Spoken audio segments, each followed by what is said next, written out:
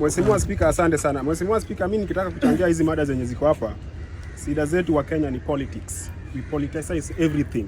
Tukiamuka ni siasa. Siasa tumeweka kila mahali. And siasa zetu tunacheza na emotional. Na huwa nawakumbuza hapa kila siku. The politics you cannot play with emotional. Kifo cha Albert Ojwang, Mheshimiwa Spika, is very simple. It's very simple as such. It's just very simple. The process is only that in Kenya we don't have justice. There is no justice. The rule of the law, hakuna the rule of the law inafanyika Kenya, Mheshimiwa Spika. Na tukiangalia Mheshimiwa Spika, kama ningekuwa rais wa hii nchi, Mheshimiwa Spika.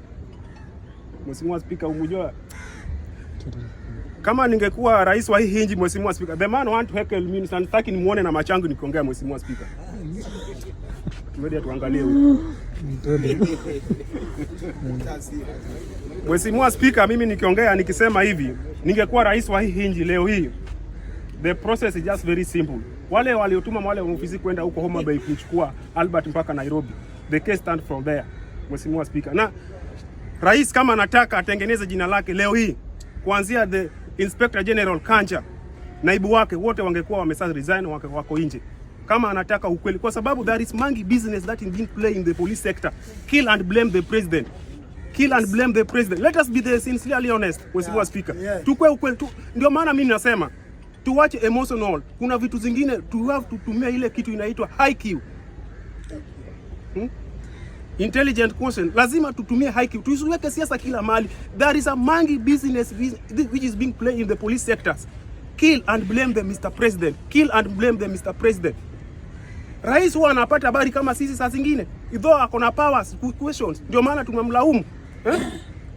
Rais leo hii, mbona Wakenya wanamlaumu leo hii? Kwa sababu yeye pia amenyamaza. Leo hii angesimama akasema, Inspector General, step aside. Lagat, step aside. Mheshimiwa Speaker. Na rais kama anataka jina yake, na hiyo tena narudia, kama anataka jina yake itengenezwe kwa vijana, lazima arekebisha Kenya inaitwa National Police Service. Hapo kumehoza. There is monkey business that is being played there. Hatujui imetoka wapi, but mimi kama Mkenya, you cannot convince me there is a monkey business is being played there, because these are the people. Some of them, they don't even meet quality to become the policemen. Some of them, they are just they put there to kill. Mheshimiwa Speaker. So there is some people who are injecting things in the National Police in order to blame the Mr. President. Mheshimiwa Speaker. Lazima Mheshimiwa Rais ajitokeze afanye marekebizo katika police sector. Na tusiweke siasa emotional. If you see what is going around today, Mheshimiwa Speaker, they are mourning the Ojwang in some parts of this Kenya, Mheshimiwa Speaker. It is not about the Ojwang. Kuna wale ambao wako na beef na serikali, so they want to use this one to attack the president. It is your right. Hakuna mwenye amekukataza, na mimi na bado nawakumbuza, emotional will take us nowhere. There is so many reasons of removing president from the power. There is so many reasons of the way you can criticize the government. Na ya mwisho, Mheshimiwa Speaker, nikimalizia, there is a freedom of speech and freedom of expression, Mheshimiwa Speaker. Lakini sisi vijana tusitumie mambo ya social media. Tunajua ya kwamba we are Kenyans, and Kenyans there is no justice. You will only get justice online. Now in the court of the law you will not get justice. So usitumie kwa sababu you enjoy the freedom of the limit. You go to an extent that you want to deal with the people.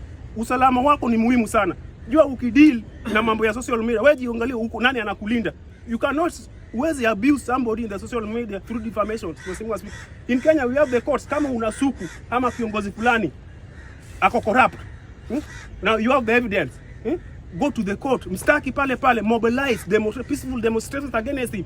We have the way we can solve our things, Mheshimiwa Speaker. But the issue, vijana wamechukua mtandao siku hizi, wanatumia ficha mbaya, alafu wanadimani haki yao because the freedom of the speech, Mheshimiwa Speaker. That one cannot happen. We are still Africans and there is no justice in Africa, Mheshimiwa Speaker.